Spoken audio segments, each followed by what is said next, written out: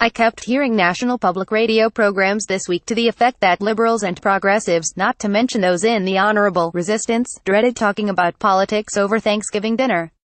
Leave it to NPR, they took opinion surveys to make the point. One understands who wants to hear from Trump-supporting Uncle Harry about the fatal arrogance of liberal righteousness and how Russiagate now tips into vaudeville. It would be stressful, as one radio presenter put it. Let us have some happy talk this weekend, NPR style. I nominate Bashar al-Assad meets Vladimir Putin in Sochi, the Black Sea town the Russian leader favors. This is a sensible, down-to-earth alternative to politics, I would say. The Syrian and Russian presidents spent last Monday talking by the seaside, as was widely reported. This was their first encounter since the fall of 2015, just after Russia, fed up with American support for jihadists in the service of another regime change operation, intervened to turn the war to Damascus' advantage. The occasion this time is just as momentous. The war has entered its mop-up phase. It is time to structure a political solution. This was Putin's explicit point. Fold into this the telephone exchange Putin had Tuesday with President Trump. It was an hour long. A settlement in Syria was the primary but not the only topic, we are told. And note this connection: Putin's report to the Trump White House on his talks with Assad came 10 days after the Russian and American presidents agreed in Vietnam to make a concerted effort to end the Syria tragedy. There is a great deal of good in these events. There may be many readers incapable of seeing this, such has been the astounding wall of propaganda erected to obscure a plain view of the Syria crisis. Accommodations to reality are now not likely to be far off.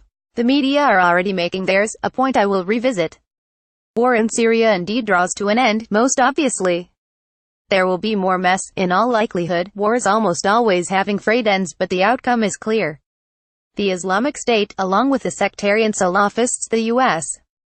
financed and armed, are headed into history. Syria will remain intact, averting, if narrowly, failed state status.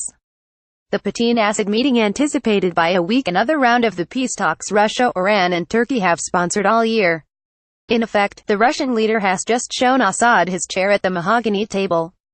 On Wednesday, Moscow media quoted Putin as advising all sides, including Damascus, that they are in for compromise come next Tuesday. Simultaneously, Iran and Turkey agreed to support a Russian-sponsored peace congress, date unspecified, with very large ambitions.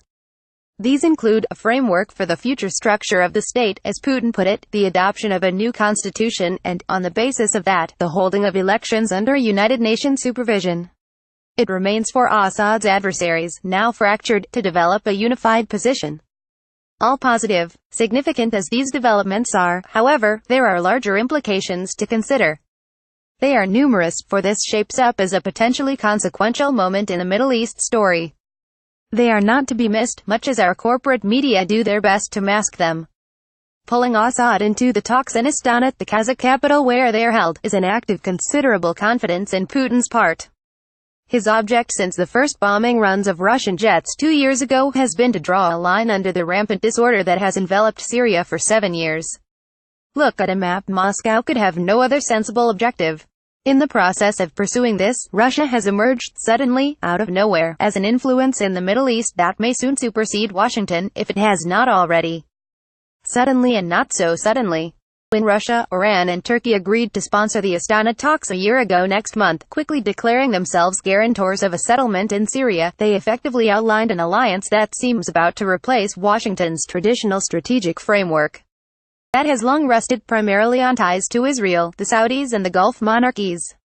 But the Moscow-Tehran-Ankara triangle starts to make that look like yesterday. Renewed alignments and realignments have proceeded apace for much of this year.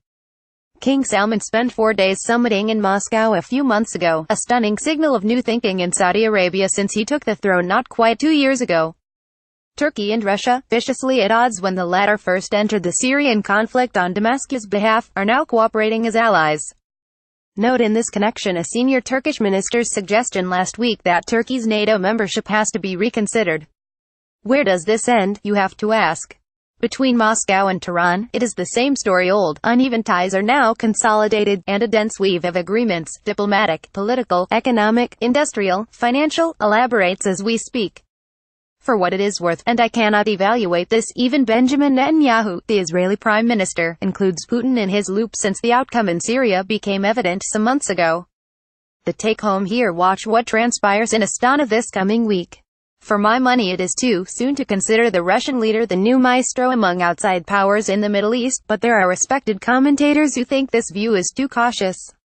The record so far is good. Russia is without question leading an effective multilateral effort to bring peace and an acceptable political settlement to a nation whose tragedy the U.S.-led coalition has long been intent on prolonging. Another implication of the Assad-Putin meeting has to do with what are called regime changes in Washington, known in plain English as U.S.-sponsored coups. In my read, it has been Moscow's intention for some years to put Washington on notice. The era of regime change is over. Any more of them will meet whatever resistance is necessary to block them. Chronology helps here. Moscow's first move in this direction followed the American-cultivated coup in Ukraine in February 2014. It was 18 months later that the first Russian bombs dropped on Islamic State militias and other anti-Damascus jihadists who enjoyed U.S. support. I rest my case on this succession of events. And I applaud Washington's failures in both cases, of course. In Ukraine, the U.S. got its coup, but got no further in its effort to draw up to Russia's western borders. It is now stuck with an intractably corrupt regime in Kiev, an economy on life support from the International Monetary Fund, and responsibility for a lot of pointless suffering. In Syria, the result speaks for itself, at least so far. I read it as consequential that the theme of the Trump-Putin exchange earlier this week include crises such as Syria and Ukraine. Trump came to office opposed to Washington's wars of adventure and its wasteful, disorder-inducing interventions. There are two suggestions here. 1. Trump has not surrendered his belief that a neo-détente with Russia is in the interests of both nations. 2. He appears to be just as interested as he was when campaigning to counter the liberal interventionist ethos still prevalent in Washington.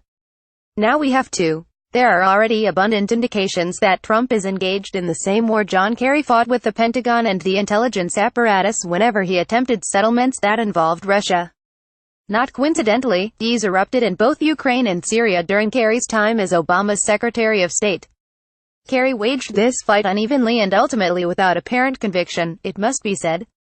As for Trump, he has at times caved, often cravenly and far more openly, to "my generals," as he called them last spring.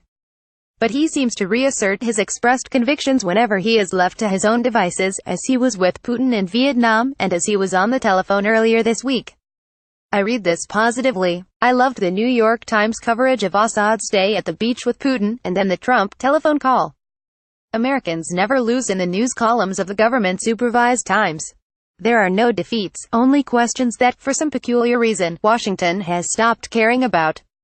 Things are obviously complicated with Russia, the Times quoted a State Department spokeswoman saying the other day. That seems to be where the truth began and ended in what was once the newspaper of record when it reported on Syria this week. The leaders of Iran, Turkey and Russia have taken an increasingly prominent role in diplomacy with Syria, the paper reported Wednesday, while the United States has put Mr. Assad's fate on the back burner. Translation: 3 nations no longer willing to tolerate American subterfuge in Syria have pushed it aside and have taken charge of a peace process Washington has never shown serious interest in cultivating. As to backburnering its regime change operation, we will have to see. What were Putin and Assad taking about after they embraced in Sochi? This is a good one. I think that hug is proof that Vladimir Putin bears a certain responsibility for trying to help out Syria, the same State Department flack said, for trying to get Bashar al-Assad to put pressure on Bashar al-Assad so they don't do something like that again. The something like that refers to the use of chemical weapons. Nothing more to the Sochi summit. I see. I think I see. At least I think I see. It was all about a disputed, corruptly investigated several months ago. The photograph of two statesmen greeting one another proves it. As to the Trump-Putin telephone call, that was merely another signal that political change in Syria is less and less an international priority, the Times reported. Say what? It does get tough to read the Times on occasion. Sometimes the paper's commitment to obfuscation in behalf of the official versions of events overtakes even the simplest logic. Scrape it away, readers. Washington has lost in Syria. This is what the Times was mumbling about after Assad and Putin met. U.S. alliances with some of the world's most reactionary despots may become a thing of the past. Its regime change habit has been effectively challenged. How is this for happy talk? There are no certainties here. It is not clear whether the U.S. will desist on Syrian soil, even after the war is decisively over. It has, do not forget, rushed to build temporary and illegal bases in southern Syria of late. But this week's news will do for now. More in